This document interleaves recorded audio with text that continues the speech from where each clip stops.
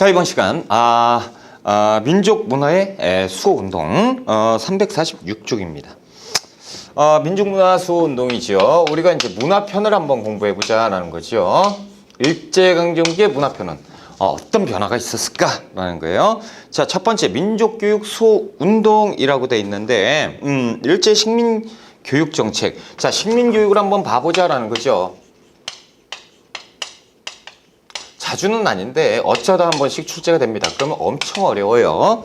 자, 식민교육인데 1차, 2차, 3차, 4차 조선 교육령이 있습니다. 그러니까 일본 애들이 그 식민교육을 위해서 교육령을 만들어요. 조선 교육령. 근데 이게 우연치 않게 1, 2, 3, 4 하면 10년대, 20년대, 30년대, 40년대 이렇게 이제 나타나게 됩니다. 그래서 1차 교육령을 먼저 봐보자라는 거죠. 자, 1차 교육령은 이 헌병 무단 통치 때잖아요. 그래서 학교 선생님들이 제복을 입고 착검을 한 다음에 수업을 했던 그 시점입니다. 그렇죠? 자, 보통 학교 그래서 아주 그냥 초등교육, 아주 이 급이 낮은 그런 교육만 시켰습니다. 그래서 보통 학교는 6년제였는데 4년으로 고쳤습니다. 그래서 4년제 보통학교가 나오면 1차구나. 그러면 이 1차 교육령 얘기가 나오고 그 다음에 1차 우리가 이제 시대 구분하는 문제 있잖아요. 거기에 정치 4개를 넣고 여기서 하나 탁 집어넣어요. 자, 사립학교 규칙이 있습니다. 그래서 1911년에 사립학교 규칙 그리고 서당규칙을 만들었어요. 서당규칙은 연도를 보세요. 1918년이죠. 나중에 만들었는데 왜 이런 일이 있었냐면 그 민족교육을 억압하기 위해서 조선 교육령을 만들어가지고 교육 못하게 했습니다. 차별교육을 막 하니까 이제 여기에서 막 뭡니까 일본어 강요하고 막 그러잖아요. 그러니까 민족 지도자들이 이러면 안 되겠다. 그래서 이 감시망이 소홀한 서당으로 갑니다. 서당을 개량을 해가지고 서당에서 민족교육을 시켜요. 그걸 나중에 알게 된 거예요. 그래서 서당도 통제한다. 그래서 서당규칙을 만들어요. 허가제. 자, 2차 교육령이 있는데 1920년대죠. 문화통치할 때요. 그래서 보통학교를 늘려줍니다. 4년이었던 것을 야 이제 6년으로 해줄게. 그래서 조금 공부 더 하면 좀 낫지 않겠어? 뭐가 나요? 똑같은 건데, 그쵸? 그리고 고등보통학교라고 만들어놨어요. 그래서 고등보통학교. 그래서 고등보통학교는 5년제입니다. 참 특이하죠. 그래서 5년제가 있었고 6년제가 있었다. 5년제 고등보통학교 얘기가 나오면 이러면 2차입니다. 1920년대를 풀면 돼요. 문화통치 요때를 풀면 되고요. 3차 때는요. 심상수학교가 나오죠. 그래서 심상수학교라는 단어가 나오면 그러면 3차구나 이렇게 아시고 그리고 국민학교령이 있습니다. 국민학교 아주 참 나쁜 건데요. 이 국민학교라는 것은 한국신민학교예요. 한국신민학교를 줄인 거죠. 이 국민학교가 저도 국민학교 나왔어요. 그렇죠? 이 문제가 큰 거죠. 그래서 이게 이제 김영삼 정부 때 이거 식민 그거네? 이거 고쳐야지. 그래서 역사 바로 세우기의 일환으로 1996년에 초등학교로 개칭하게 돼요. 자, 그리고 4차 교육령. 4차 교육령은 아무것도 없어요. 그냥 탁 보면 압니다. 뭐예요? 전시체제입니다. 그래서 전시 총동원령. 그래서 학도병 양성하고 학교에서 군사교육을 했을 때 이렇게 보시면 됩니다. 라는 거죠. 그래서 이 시험에서 잘 나오는 건 1, 2차. 1, 2차 요거 두 개 구분하는 것이 이제 시험 문제 잘 나옵니다.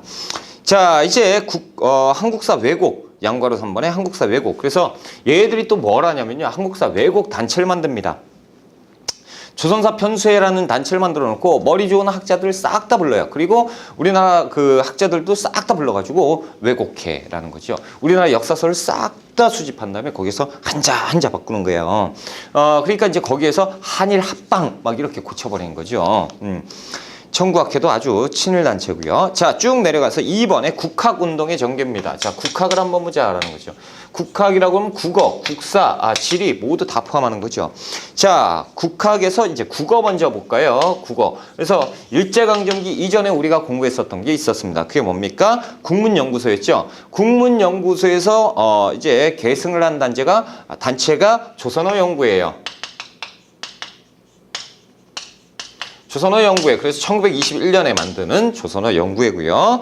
이때 이제 한글날이라든가 이것이 이제 그때 당시에는 각야날이라고 얘기를 했었고 잡지 한글을 만들게 되는 것이죠. 이것이 조선어 연구회. 그래서 조선어 연구회가 이제 또 계승되는데 이것이 조선어학회입니다. 조선어학회는 1930년대 만듭니다. 그래서 1931년에 만들어서 한글 맞춤법 통일안 외워야 돼요. 그리고 조선어 표준어 이렇게 이제 제정을 했었고요. 그리고 우리말 큰 사전. 자, 요것을 만들자. 우리말 큰 사전. 그러니까 우리 그 국어 대사전이죠. 요것을 만드는데 착수를 해요. 이것을 일본 놈들이 알아버렸습니다. 일본 놈들이. 그래서 아쭈 요것들 봐라. 탄압해라고 하는 거죠. 그래서 이 조선어학회 사건을 얘들이 이렇게 조선어학회 사건을 발발하는데요. 이게 1942년에 있었던 건데 이것은 무엇이냐면 여러분들 요걸 아셔야 돼요. 1930년대 후반 정도 가잖아요. 그러면 무엇을 했죠? 얘들이 1930년대부터 민족 말살을 하려고 했었잖아요. 그러니까 뭐라고 했었죠? 우리말 쓰면 어떻게 해요? 안 돼요. 그렇죠? 우리 글 쓰면요 안 돼요. 다 안 돼요. 그러니까 어떻게 지금 뭐 하는 거예요? 우리 말을 보호하자라는 거 아닙니까? 애들이 다 하이 뭐 막 이렇게 하고 제 일본 뭐 그렇게 하니까 우리 학자들이 이래서는 안 되겠다. 그래서 목숨을 걸고 국어를 지키겠다라는 거 아니에요? 이때 당시 국어 연구했다는 건 목숨을 걸었다는 얘기입니다. 그렇죠? 그래서 이때 목숨 걸고 우리말 큰 사전, 국어 대사전을 만드는데 일본 놈들이 이걸 알고 이때 완전 박살을 내버리는 거죠. 그래서 조선어학회 사건을 만들어가지고 아주 여기에서 고문하고 막 그래서 이윤재, 한징 이분들은 여기에서 옥사하고 고문에 못 이겨서 이것이 조선어학회 사건입니다. 1942년에 있었어요. 자, 그래서 이제 해체가 됐고요. 347쪽으로 갑니다. 347쪽. 양과로 2번에 민족사학의 전개인데요. 이제 우리 국사잖아요. 과목이 한국사다. 그래서 이 역사에 대해서 연구했던 이 국학자들에 대해서 시험 문제 엄청 잘 나옵니다. 그래서 우리가 잘 외워두셔야 돼요. 자, 민족사학의 전개가 나오지요. 그래서 민족주의 사학을 먼저 공부를 해보자라는 거예요.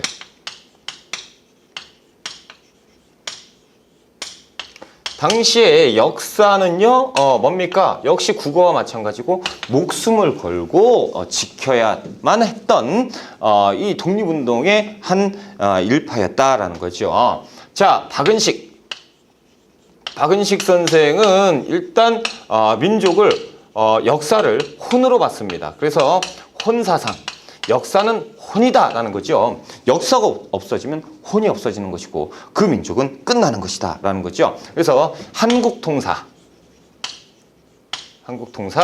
한국독립운동 지열사 이런 서적들을 남기는데요. 외우셔야 됩니다. 그래서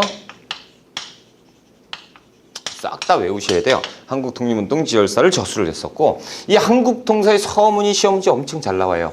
뭐냐? 나라는 형이나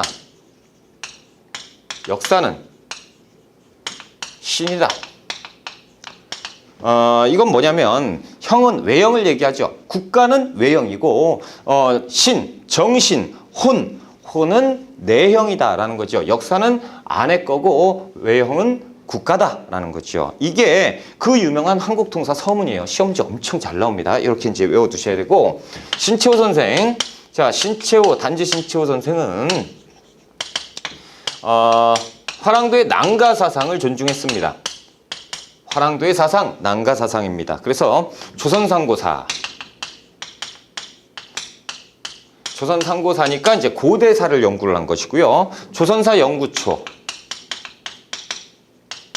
자, 이런 것들을 저술을 하면서 역사의 중요성을 강조를 했죠. 그래서 역사는 아와 비아의 투쟁이다라는 거예요.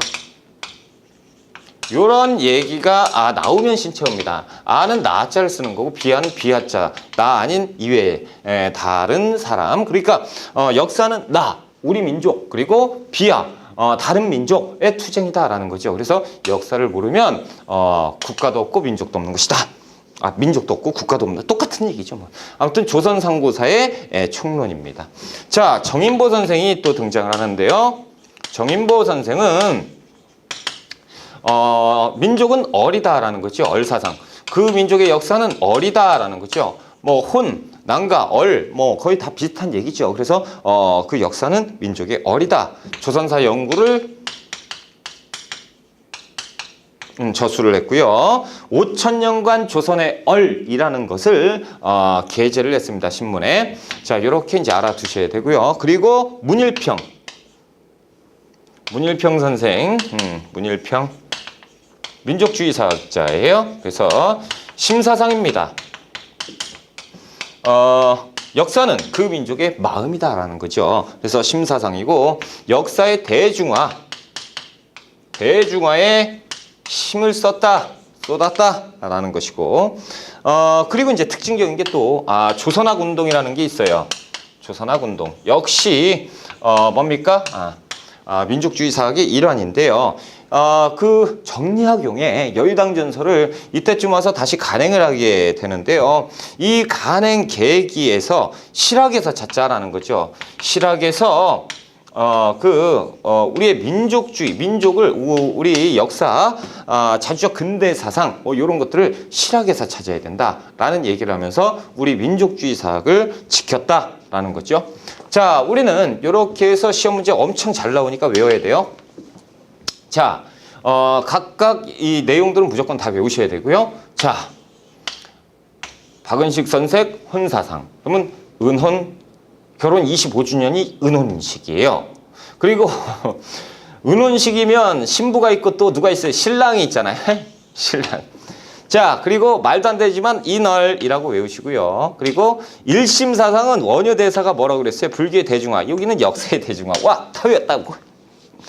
창피하니까 넘어갑시다. 자, 347쪽. 빨리. 자, 민족주의 사학입니다. 기억본 박은식. 그래서 제가 그 설명을 다 드렸어요. 그래서 조선 혼으로 강조했고, 한국통사, 한국 독립운동 지열사를 저수를 했고, 6.25 구신론, 구한말에 했었고요. 대개 나라는 형이나 역사는 백신이다라고 강조를 했다라는 거죠. 자, 니은번 신채호 난가사상이고요. 조선상고사, 조선사 연구초, 역사는 아와 비아의 투쟁이다. 그렇죠? 정인보 조선 얼을 강조했었고 조선사 연구 그리고 문일평 심사상이죠. 그리고 역사의 대중화. 자, 이것이 이제 민족주의 사학이라면. 자, 또 다른 쪽으로 역사를 연구를 하신 분이 계시니 그것이 사회경제사학자들입니다. 사회경제사. 민족주의 그리고 사회경제사학자인데 자, 이 백남은 선생이 있어요. 백남은. 자, 백남은 선생은요.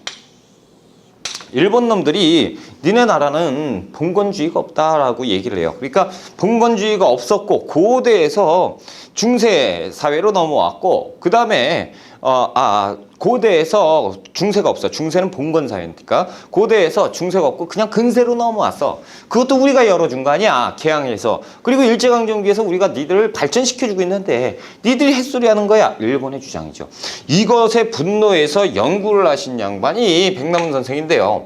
이 백나무는 사회주의계예요. 그러다 보니까 마르크스 베버의 사상을 갖다가 껴다 맞춥니다. 막스 베버는 뭐예요? 경제학자잖아요. 그러니까 경제인데 어떻게 했느냐? 봐보자라는 거죠. 자, 고대는 어떤 사회예요? 선사시대 막 이럴 때잖아요. 그렇죠?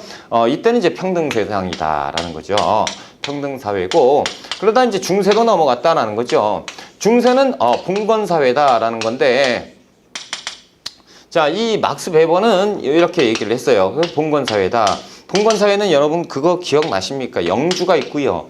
기사가 있어요. 영주는 땅이 있잖아요. 그래서 일정 부분의 땅을 줍니다. 이른바 봉토라고 하고, 기사는 영주에게 충성을 바치죠. 충성을 바칩니다. 그런데 이 영주와 기사 관계는 쌍무적 계약 관계로서 한쪽이 깨버리면 한쪽이 깨면 둘 다 깨지는 계약 관계입니다. 서로 죽이는 거죠. 충성을 바쳤을 때 잘해라 이거죠.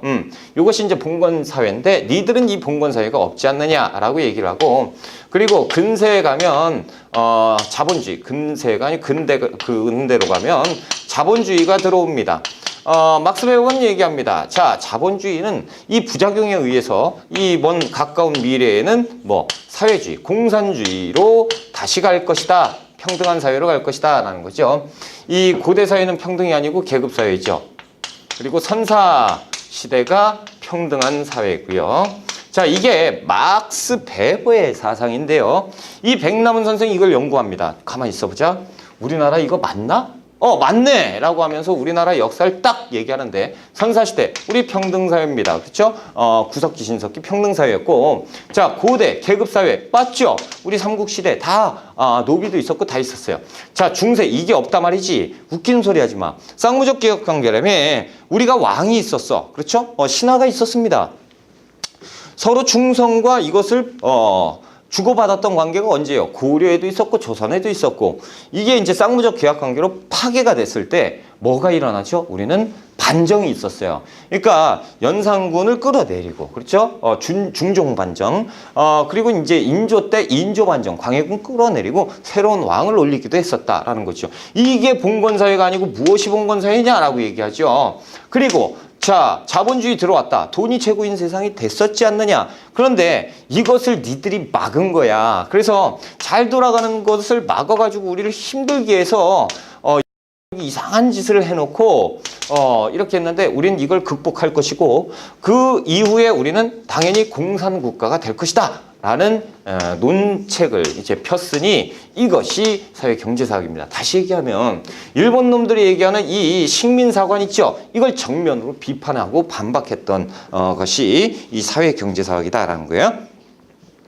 자, 영양, 니은범, 기억범, 백남훈의 사적 유물론이라고 합니다. 이걸 가지고 사적 유물론, 그래서 사적 유물론의 바탕을 둔 한국사가 세계사적 과정에서 다 맞다라는 거죠. 그래서 조선사회 경제사, 봉건사회 경제사를 저술하면서 신랄하게 일본 놈들 비판했다라는 거죠.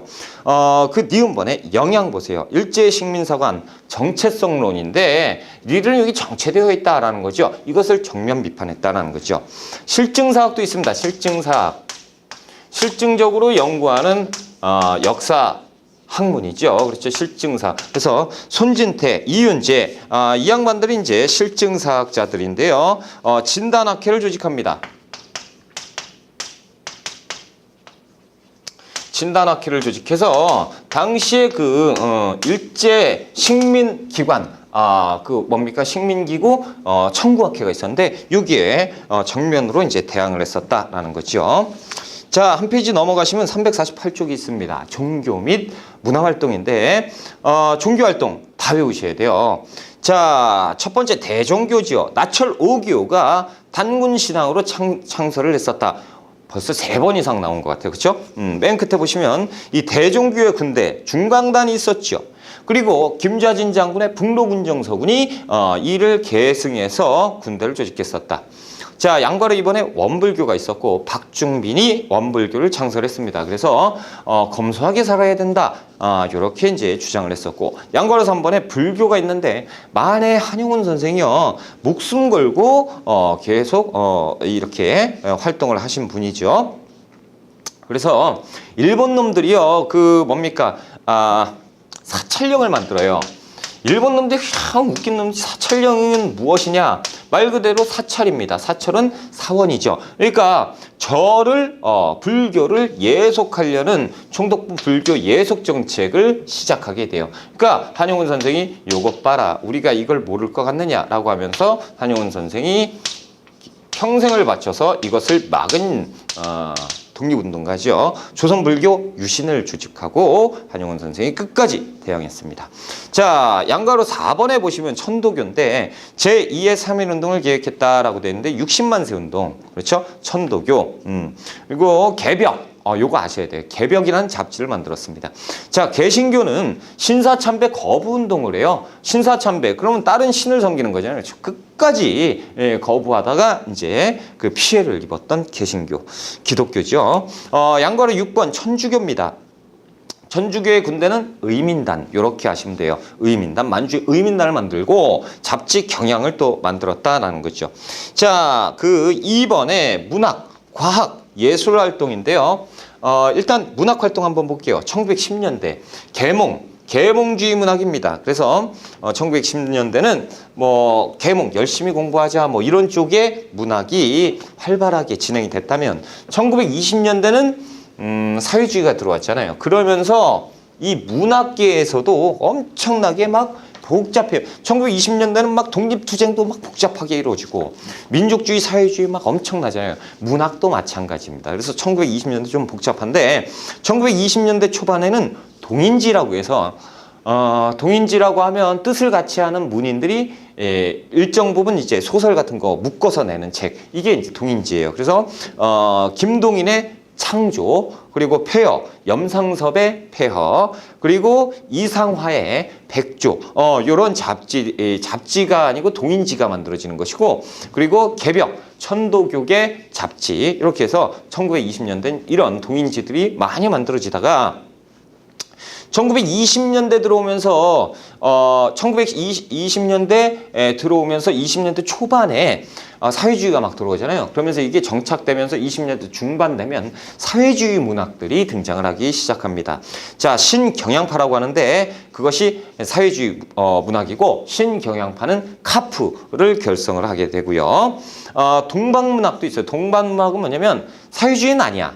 근데 사회주의는 조금 좋은 것 같아요. 이쪽으로 좀 쏠린 사회주의를 동조하는 문학, 동방문학이고, 우리는 신경향파 문학 카프만 기억하시면 됩니다. 그리고 민족문학, 그래서 진달래꽃, 김소월, 그리고 한용운의 님의 침묵, 이상화의 빼앗긴 들에도 봄은 오는가. 자, 1930년대 가면 일본 놈들이 아주 그냥 탄압이 극에 달하죠. 자, 그러면서 우리도 이 탄압을 맞서서 끝까지 저항하는 문학 작품들이 등장을 합니다. 30년대 신문, 그날이 오면 가만 안 있겠다. 그렇죠? 그날은 올 것이다라는 거죠. 이육사, 청포도. 이육사는 일본 놈들이 죄수번호 264번. 그래서 이육사. 이렇게 된 거예요. 자, 이육사는 1926년에 의열단에 가입을 합니다. 의열단이라고 하는 것은 그 독립운동단체, 사회주의 독립운동계 단체입니다. 무력투쟁 단체인데 의열단에 가입을 하시는 분이 또 이육사. 그리고 이제 1929년에 광주학생 항일운동 있죠. 여기에 같이 지원해서 이렇게 하다가 체포돼서 투옥되고 한 40번 정도로 갔다 하신 분이 이육사 선생입니다. 자, 그리고 윤동주, 서시, 친일 활동도 엄청 많아져요. 이게 1940년대 가면요, 문학가들이 변질을 해요. 그러면서 이 문학가들이 찬양을 하죠. 일본 만세, 일본 천황폐하 만세, 이런 쪽으로 가게 되는데, 대표적인 게 이 이광수와 최남선인데, 이광수는 뭐라고 얘기하냐면 일장기가 날리는 곳이 내 자손들의 일터다라는 얘기를 하고요. 최남선은 우리나라가, 우리 민족이 지금 당면한 과제가 뭔지 아느냐, 빨리 일본화가 되는 것이다 라는 망언을 쏟아내는 것이 이 친일 문학이 등장을 하게 됩니다. 자, 양괄호 2번에 과학활동이죠. 과학. 그래서 1910년대 동그라미 2번에 과학체육활동인데 1910년에 엄복동이라는 사람이 그 자전차, 전조선 자전차 경기대회, 그러니까 자전거 경기대회에서 우승을 해요. 1910년대 자전거에서 우승했고, 이 1920년대 안창남이라는 분이 계십니다. 1920년대 안창남, 날개가 있죠. 날개에 1921년 일본에서 비행사를 취득한 한국인이에요. 그러니까 와, 이 소식이 국내에 전해지면서 대단하다. 우리도 잘하면 비행사도 조정할 수 있고 비행기도 조정할 수 있고 와, 그래서 꿈과 희망을 좀 얻어야겠다. 그래서 동아일보에서 고국 방문 비행을 한번 해달라 하면서 후원을 합니다. 이 후원에 힘입어서 안창남 선생은 비행기를 끌고 와서 고국 방문 비행을 하죠. 이때 아주 우리 민족은 이렇게 되겠죠. 그렇죠? 그 모습을 뒤로 하고 일본으로 다시 간 안창남 선생은 여기에서 일본에서 상황을 봐서 탈출 감행이에요. 그래서 탈영을 합니다. 탈영을 한 다음에 중국으로 넘어가요. 중국으로 넘어가서 상해 타이유안 교관학교에서 우리 독립운동가들에게 비행 조종수를 알려주셔. 이렇게 교관 활동을 하고 이 훈련 과정에서 안타깝게 불의의 사고로 세상을 등지시는 분이 이 안창남 선생이에요. 그래서 이제 시험 문제도 몇 번 나왔었습니다. 자, 그리고 1930년대 베를린 마라톤 우승. 이건 누구든지 다 알죠. 송기정. 그런데 우리는 1등만 기억하는 이 더러운 세상을 왜 2등, 3등은 기억을 안 해줍니까? 그렇죠? 우리는 1등. 뭐 2, 3등이 또 누가 있었어요? 거기 날개를 보세요. 3등은 누구예요? 남승용이에요. 우리가 1등, 3등, 금메달, 동메달을 마라톤에서 우승을 했다니까요. 대단한 민족 아닙니까? 그렇죠? 근데 우리는 1등만 기억해. 그래서 송기정. 그래서 몇 해 전 시험에서 남승용을 내버렸어요. 물론 정답과는 거리가 먼데 선택지에 남승용 선수를 내버렸어요. 그러니까 남승용이 누구야? 이렇게 된 거죠. 마라톤 대회에서 3등을 했었다. 이것도 엄청 대단한 거죠. 그렇죠?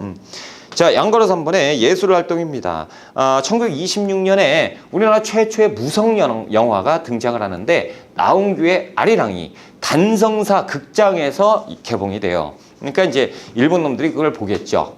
근데 엄청 슬퍼. 근데 그 내용이 뭔지 아십니까? 1926년인데 때는 1910년대부터 시작해요. 그래서 1910년대에 토지주사 사업을 해요. 그래서 토지주사 주인공의 땅을 뺏으면서 그 집안이 몰락하는 풍비박산 나는 그런 상황을 그린 건데 그 아이가 불쌍하다고 울고 자빠졌어요. 웃긴 놈들이죠. 자, 동그라미 3번에 문화재 수호 운동입니다. 그래서 전영필 선생인데 전영필 선생에 대해서도 문제가 나온 적이 있습니다. 전영필 간송이에요. 호가 간송이고 이 전영필 선생은 일제강점기 때 대단한 부호였어요. 부자였다고. 근데 일제강점기가 들어오면서 조선총독부에서요, 우리 문화재들 있잖아요. 아름다운 백자, 청자, 뭐 금동불상 이런 것들 있잖아요. 이런 거 싹 다 가지고 와가지고 야 이거 경매 붙여 해버린단 말이죠. 야, 경매에 나왔는데 헐값에 막 다른 나라 상인들한테 다 팔리는 거야. 이거 열받죠. 그래서 전영필 선생은 마당새를 불러요. 야 일로 와봐. 자 이거 집문서거든. 이거 팔아가지고 저거 사와. 경매가 나왔대. 예 마님. 사왔죠. 야, 또 뭐 사와. 그래서 엄청난 부호가였는데 그 재산을 다 문화재로 이렇게 사왔다. 그래서 이 문화재가요, 여차하면 일본이나 이런 데로 다 팔려가서 우리 교과서에 못 실릴 뻔했다니까요. 우리가 고구려 시대에 청자삼강 운항문이 매병이라고 해서 비추색이 나는 제 책에도 실려 있어요. 아름다운 학 그림 막 그려 있고 이것도 전영필 선생이 사오신 거예요. 그러니까 여차했으면 우리가 큰일 날 뻔했죠. 그래서 나중에 이 전영필 선생은 이제 훈장을 받게 되는데 훈장 가지고 됩니까? 이런 분들에게는 후손들에게라도 그 재산을 다 국가에서 만들어가지고 다시 드려야 되는 게 맞죠. 그리고 이런 독립운동가들 뭐 말을 해서 뭐 합니까? 그렇죠? 우리 독립운동가들 처우를 엄청 좋게 해줘야 됩니다. 왜? 또 한번 제가 안중근 선생의 어머니 얘기를 할 수밖에 없는데 어머니가 뭐라 그랬죠? 죽어라 이거지. 그래야 다른 사람들이 그거 보고 독립운동을 하지. 네가 목숨을 구걸하면 어떤 누군가가 독립운동을 하겠느냐, 그렇죠? 근데 지금 만약에 그런 사회가 된다라고 하면 지금 현상에서 누가 독립운동을 할까 걱정은 되죠, 그렇죠? 그러니까 국가에서 이걸 가지고 됐어. 있습니다. 그죠? 더 이상 하면, 자, 354쪽 무장투쟁으로 한번 가볼게요. 무장독립투쟁입니다.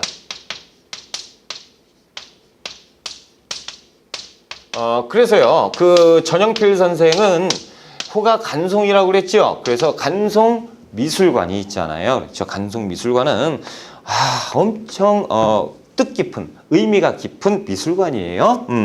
자, 354쪽에 보시면 무장독립전쟁의 준비입니다. 자, 이제 이 파트에 오면 조금 힘이 나요. 왜 그런지 아십니까? 여지껏은 막 우리가 조금 소극적으로, 그렇죠? 힘 없는 농민들, 평민들, 뭐 양반할 거 없이 막 이렇게,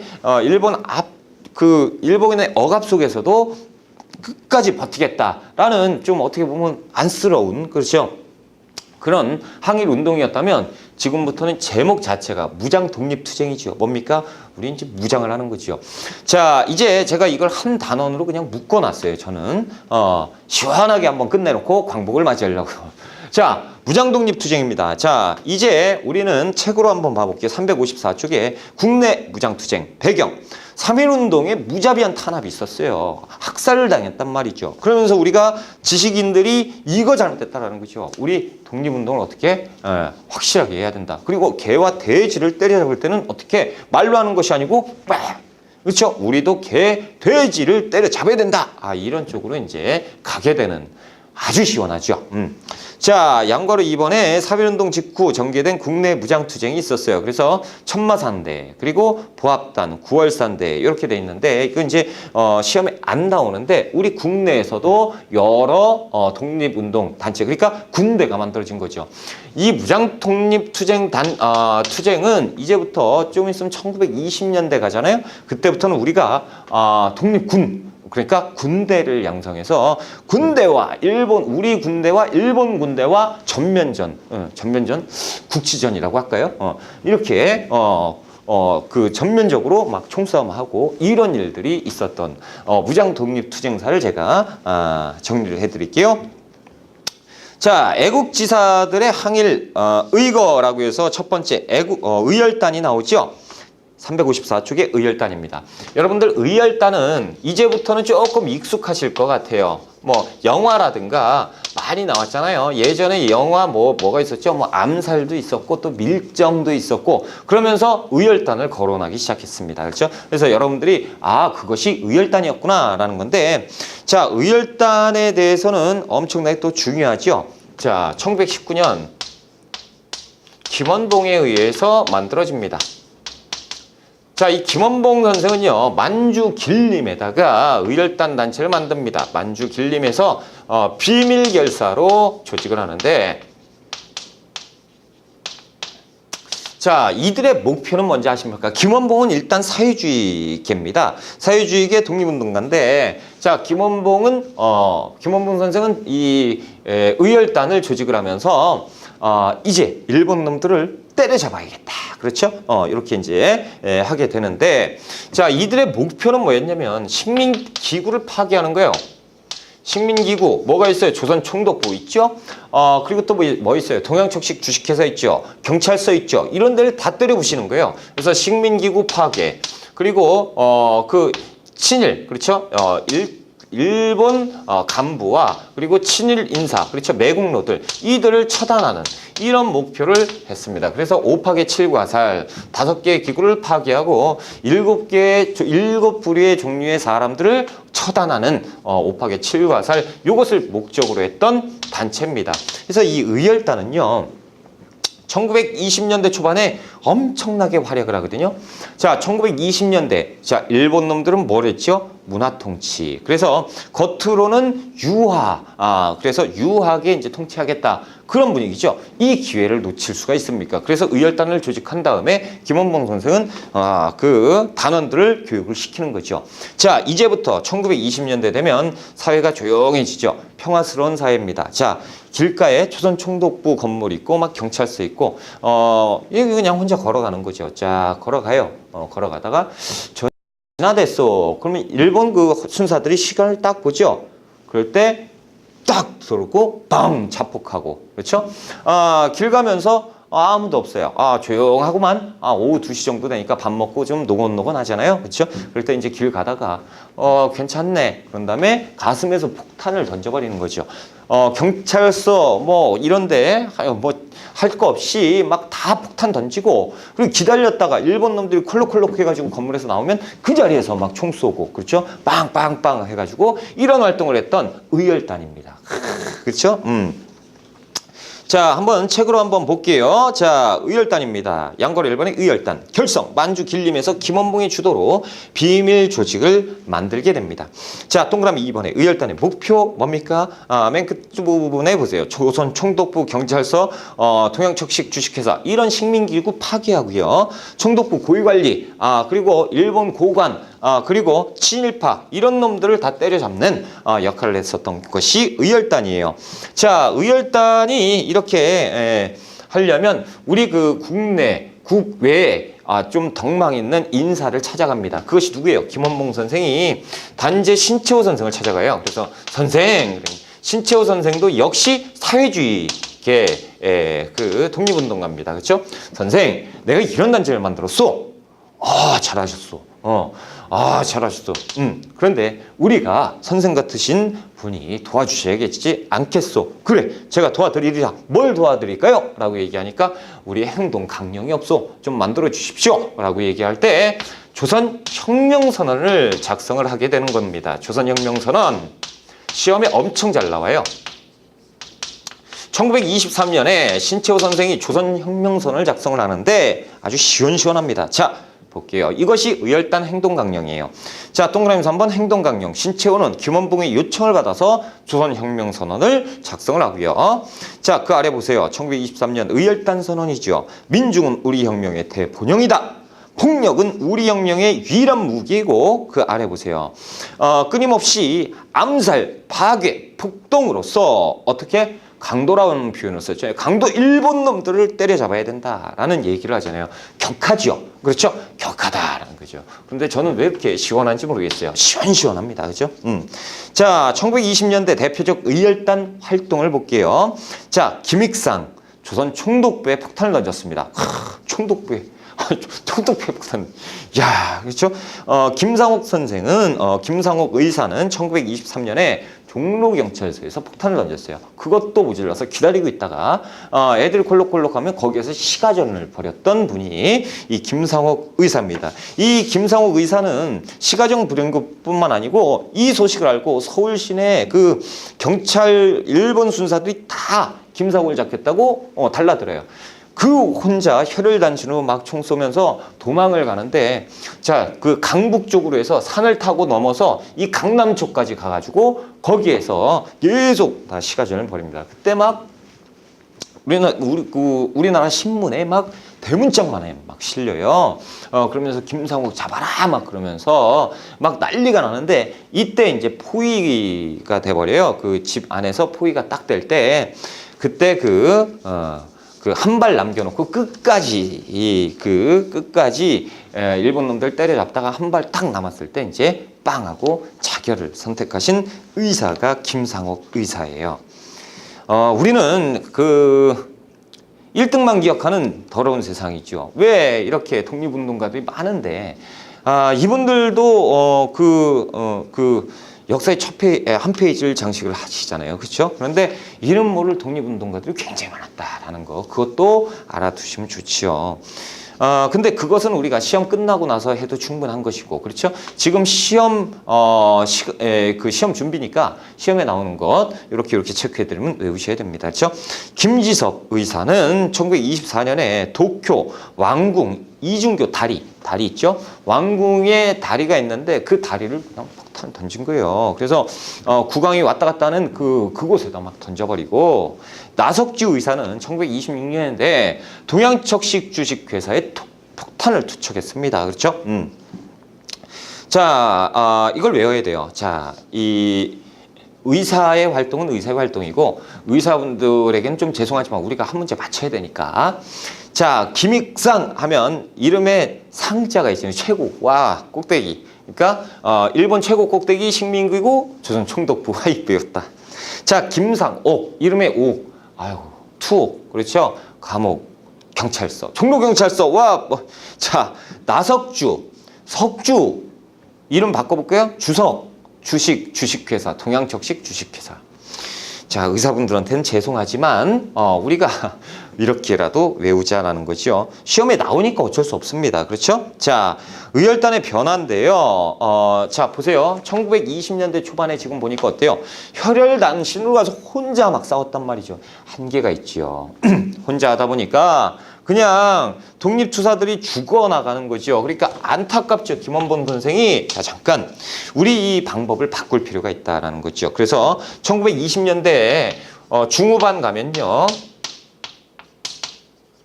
후반 가면 이 의열단의 활동이 좀 뜸해집니다. 이유는 왜 그러냐면 이제 점차적으로 조직화하는 자, 우리 조금 멈추고 조직화해야겠다. 그리고 우리가 단체가 혼자 가니까 이거 뭐 안 되겠다. 그래서 조직적인 변화를 추구를 하는데요. 이때 황푸군관학교에 중국과 연계해서 황푸군관학교에 이 단원들을 입학을 시키고 거기서 교육을 받으면서 장교를 양성하고요. 그리고 따로 조선혁명 간부학교를 1932년에 만들어요. 조선혁명 간부학교를 만들어서 여기에서 스스로 독립군 장군들을 장교들을 양성을 하는 분이 김원봉 선생이에요. 자, 그리고 1935년에 가면요. 민족혁명당을 만듭니다. 연합당인데 민족혁명당이 만들어지고요. 그리고 우리 역사의 그 무장독립투쟁사에서 한 획을 긋게 되는데 이것이 조선민족혁명당 1937년. 그렇죠? 그래서 이 민족혁명당은 아마 다음 시간에 제가 구체적으로 설명을 드릴 거니까 우리가 이 정도만 하면 되고 1920년대 초반에 활동이 엄청나게 활발했다. 의열단. 그리고 20년대 후반부터 황푸군관학교라든가 조선혁명 간부학교에서 장교를 양성했던 이런 조직화된 모습. 그리고 35년은 다음 시간에. 그렇죠? 자, 그렇다고 끝난 게 아니고 다음 시간 하면 여러분들은 다 끝난 줄 알아. 그게 아니고요. 자, 355쪽으로 갑니다. 우리가 한인애국단까지는 공부를 합시다. 한인애국단. 자, 여러분. 의열단이 누가 만들었다고요? 김원봉 선생이 만들었습니다. 김원봉 선생은 사회주의계. 그렇다면 우리 민족주의계에서는 뭐가 없었을 것 같느냐라는 건데 1931년에 김구 선생이 조직한 한인애국단이 있었다라는 거예요. 그래서 김구의 한인애국단 외워야 됩니다. 여기에서 누가 이봉창 의사와 윤봉길 의사가 등장을 하게 되는 것이죠. 자, 당시에 1931년 정도가 되면요. 일본 놈들이요, 정신 나갔죠. 일본 놈들이 아주 미쳐가지고 전쟁을 시작합니다. 그래서 만주를 쳐요. 그런데 이 만주를 얘들이 점령을 하고 이 만주국이라는 괴뢰국을 세웁니다. 그러니까 이 만주국은 일본 땅이 돼버린 거예요. 이렇게 일본 땅, 이렇게 일본 땅이 돼버렸어요. 그러니까 중국은 엄청 놀래죠. 그렇죠? 이런 상황에 빠지게 되고 이 우리 대한민국 임시정부도 야, 이게 무슨 일이야 이렇게 변해버리고, 근데 만주국에 얘들이 이제 개척을 해야 되잖아요. 쳤어. 우리 땅이야. 그러면 우리 땅을 확보를 해야 되니까 우리나라 사람들을 여기에다가 옮겨가지고 노역을 시키는 거예요. 그러면서 자, 배수로 뚫어라, 철길 나라 막 이러면서 전쟁 준비를 하고 있는 거죠. 중국 사람 눈에 이게 어떻게 보이겠습니까? 일본 앞잡이가 누구 같아요? 우리 한국 사람들이 일본 앞잡이 같죠. 그러니까 1931년 만주사변 끝나고 이 중국 사람들의 반한 감정이 그게 다래요. 그러면서 한국 사람 보면 막 죽이기도 하고 막 이렇게 돼버려요. 그러니까 중국과 우리 관계도 안 좋고 중국과 일본 관계 안 좋고 우리하고 일본 관계 안 좋은데 이게 지금 그렇죠. 이런 분위기가 형성이 되고, 게다가 1931년 김구 선생은 당시에 대한민국 임시정부가 활동이 뜸해집니다. 다 뿔뿔이 흩어져가지고, 그렇죠? 이 활동을 다시 활력소를 불어넣어야 되는데 뭔가 방법이 없을까? 이런 생각을 하게 되는 것이죠. 자, 355쪽 한번 볼게요. 그 칠판의 아래 보세요. 결성, 김구가 중심이 돼서 어디에서 조직합니까? 상해에서 조직해요. 이것은 만주 길림에서, 여기는 상해에서 조직한다라는 거죠. 자, 그래서 동그라미 2번에 이봉창 의거가, 자, 이봉창 선생이 이 소식을 알고요. 이봉창 의사가 뛰어갑니다. 김구 선생에게 뛰어가요. 일본어가 엄청나게 유창했습니다. 이봉창 의사. 그래서 선생, 내가 일본 왕을 잡겠소. 그래서 일왕을 습격하겠다라는 얘기를 합니다. 김구 선생은 청년이 와가지고 혈기왕성한 청년이 와서 하겠다라고 하니까 그래 해봐라 그러면서 이제 폭탄을 주게 되는 것이죠. 이봉창 선생은 일본 도쿄 앞에 가서 이 일본 왕이 행차하는 그 곳에 숨어 있다가 사쿠라다 문 앞에 숨어 있습니다. 그래서 이 앞에 숨어 있다가 일본 마차가 이렇게 지나가요. 그때 갑자기 뛰어나와서 폭탄을 던지는 거죠. 그래서 하나, 둘, 세 개 그 마차 중에 가운데 폭탄을 던졌어요. 이 가운데 폭탄이 뻥 하고 터진 겁니다. 우와! 일본 왕 잡았다! 했는데 뒤에 마차에 있어. 그래가지고 부랴부랴 하나 더 던졌어요. 근데 그 폭탄이 불발랐다는 거 아닙니까? 야, 그래가지고 이제 이봉창 의거가 실패로 돌아갔는데 이것이 1932년 1월 달에 있었던 이봉창 의거입니다. 그 다음 상황은 제가 말씀을 안 드릴게요. 너무 속상하니까. 그래서 이봉창 의거가 실패로 돌아갔습니다. 자, 이 사실이 우리한테는 안타깝다라지만 중국 사람들한테는 완전 충격이에요. 중국 애들이 언론에 대해서 특필을 합니다. 그래서 이야 이거 근데 이게 누구야? 이거 봤더니 한국 사람이에요. 야 한국 사람? 야 그런데 일면에 뭐라고 실렸냐면 이 한국인 청년이 가서 일본 국왕을 죽이려다가 실패를 돌아갔다. 그런데 그 사이에 무슨 단어가 있었냐? 아쉽게 실패로 돌아갔다. 잘만 했으면 성공했으면 이게 이 사실을 일본 놈들이 알아버렸어요. 일본 놈들이 아쭈 이것들 봐라. 왜 그러겠어요? 중국 애들은 일본 놈들이 침략을 했잖아요. 그렇죠? 그러니까 어이씨 막 이러고 있을 때 일본 놈들이 이거 알고 야, 안 되겠다. 쟤들 치자라고 하면서 상하이 사변을 일으킵니다. 상하이를 쳐버렸어요. 근데 상하이를 쳤는데 이게 1931년 2월 달 이후에 바로 직후에 있었던 일인데 상하이 침공을 했는데 이 상하이를 점령했습니다. 와, 일본 놈들이 이겨버린 겁니다. 자, 이거 이제 큰일 났죠. 참. 자, 이때 윤봉길 의사가 선생, 내가 가서 쑥대밭을 만들겠어 라고 하는 거예요. 이 상하이 점령을 했죠. 얘들이 일본 놈들이 완전 승리의 기쁨에 취해서 상하이 이 점령 기념식 승전 축하 공연을 연다 이거죠. 아주 그냥 그래서 자기네가 이겼다 막 요거 선생 내가 갔다 오겠어 라고 얘기를 하죠. 김구 선생이요. 그렇게 하시오 라고 한 다음에 이제 폭탄을 주는데 윤봉길과 김구 선생의 그 일화는 엄청나게 유명하잖아요. 그렇죠? 그래서 그 시계도 바꾸고 그렇죠? 내 남은 시간은 얼마 없소. 그러니까 이제 선생과 시계를 바꿉시다. 김구 선생이 이제 시계를 바꾸고 그 다음에 김구 선생이 마차 이쪽 가는 마차에 오르는 그 바로 직전에 뜨겁게 끌어안고 눈물을 펑펑 쏟죠. 그리고 그 유명한 말을 남기잖아요. 지하에서 만납시다. 그렇죠? 자, 아무튼 윤봉길 의사는 이 일 잊고 바로 갑니다. 그래서 그 도시락 폭탄하고 물폭탄을 가지고 가는데 이 수통이잖아요. 이게 왜 그러냐면 이 상하이 점령 이 공연식에 준비물이 있었단 말이죠. 그 도시락 싸와라예요. 그러니까 도시락을 가져간 거예요. 그래서 도시락 가지고 이렇게 가가지고 있는데 이거 실패하게 생겼다 이거죠. 왜? 아니 이게 지금 우리는 일본 놈들만 와 있어야 되는데 우린 국제사회의 도움을 받아야 되는 것도 있어요. 그런데 외국 사절단이 와가지고 같이 즐기고 있는 거예요. 그럼 만약에 우리가 폭탄을 던졌을 때 외국 사절단이 이 폭탄을 맞으면 이건 어떻게 되는?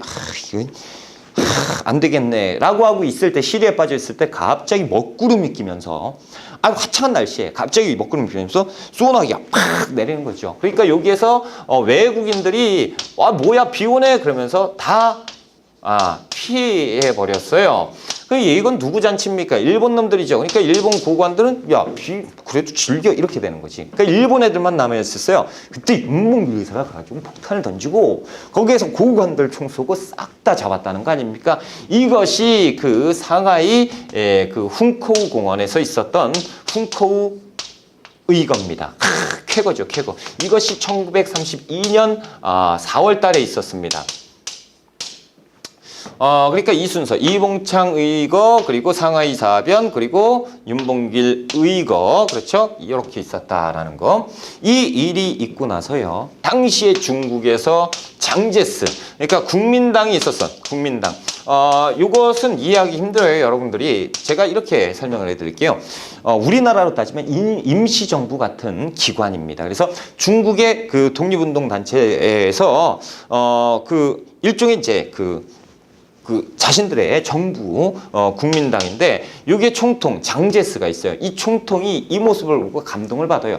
그러면서 중국 1억 명이 하지 못한 일을 1억 인구 하지 못한 일은 한국인 청년 혼자 다 했다. 그리고 60만 대군이 하지 못했던 일을 한국인 청년 혼자 다 했다. 이런 얘기를 하지요.